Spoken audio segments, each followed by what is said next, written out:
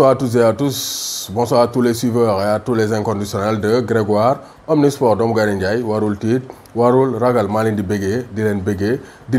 on va parler de Kalidou Koulibaly gis nañu ne Koulibaly il a fait 2 matchs de très haut niveau donc c'est ce Koulibaly qu'on aime voir tous les jours parce que c'est un Koulibaly exceptionnel parce que Koulibaly il a muselé mooy jël dara bloqué nit donc dafa téye bu baax a baax Romelu Lukaku dugalul face au Napoli Koulibaly géré na ko face à la Juve il a muselé Paulo Dybala et Cristiano Ronaldo surtout Cristiano Ronaldo il a été muet grâce à l'intelligence tactique et l'intelligence défensive de Kalidou Koulibaly donc c'est pour dire que Koulibaly a retrouvé son meilleur niveau donc début saison bi c'était un peu laborieux avec le retour de la CAN avec les méformes les petites blessures mais gis nañ coronavirus bi ça a permis à Koulibaly de retrouver sa pleine forme et de revenir à son meilleur niveau donc Koulibaly bi lañ tàmm di gis te c'est de bonne guerre pour la fin de saison parce que Napoli ils veulent terminer en beauté en championnat parce que championnat ils sont largués pour le titre et pour la 2e et la 3e place mais gis nañ Ligue des Champions des na et Ligue des Champions ils ont un match à jouer une grande finale à jouer au Camp Nou c'était donc ça sera le 8 entre le 8 et le 9 août au Camp Nou face au Barça de Lionel Messi donc Lukaku téye na Koulibaly téye na Lukaku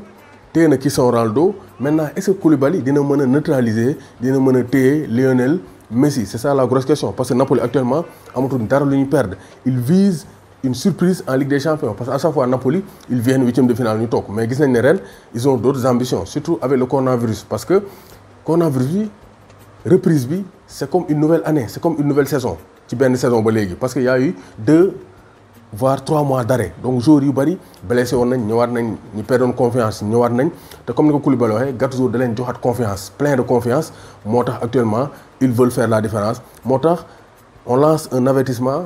au Barça Moussa Wagué mu nga fa mais actuellement Moussa Wagué ne joue plus donc on est avec Kalidou Koulibaly ku ñemee na nga taxaw ku ragal na nga daw Kalidou ngi ñëw dal seen ko parce que Kalidou dafa bëgg a dem Barça def différence parce que il a bientôt 29 ans donc il faut faire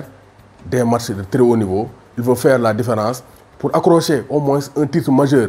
gagner na Italie mais pourquoi pas aller chercher l'Europe donc ça peut être un objectif pour le Napoli parce que Napoli am na ay argument parce que Napoli bu ngeen seetloo les grosses équipes ont des problèmes avec le Napoli gis nañ ko Inter Juve à la reprise mais avant cela Liverpool a toujours eu des problèmes avec le Napoli que ça soit avec Carlo Ancelotti ou bien avec Gennaro Gattuso donc ils ont toujours eu des problèmes parce que le système de jeu du Napoli 4-4-2 ou 4-3-3 pose problème parce qu'ils ont de très bons défenseurs Koulibaly Maximovic un très bon milieu de terrain avec Fabian Ruiz Zielinski Alan et une attaque très très rapide avec Callejon Mertens et donc le réseau Insigne donc Meret moo nekk ci camp yi donc gis nañ ne vraiment Napoli ils ont un jeu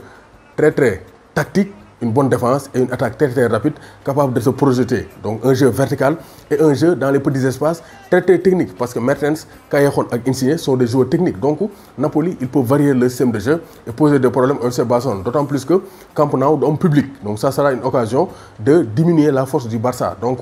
Napoli ils veulent créer la surprise donc après la Coppa Italia après avoir muselé Lukaku Cristiano Ronaldo et Dybala Koulibaly veut faire tomber le géant Lionel Messi est-ce que Koulibaly dina mën a daaneel Lionel Messi réponse 8 ou 9 août 2020 en tout cas on est derrière Kalidou Koulibaly Fallou Ba borom Ndofane maa ngi lay béggee di la béggee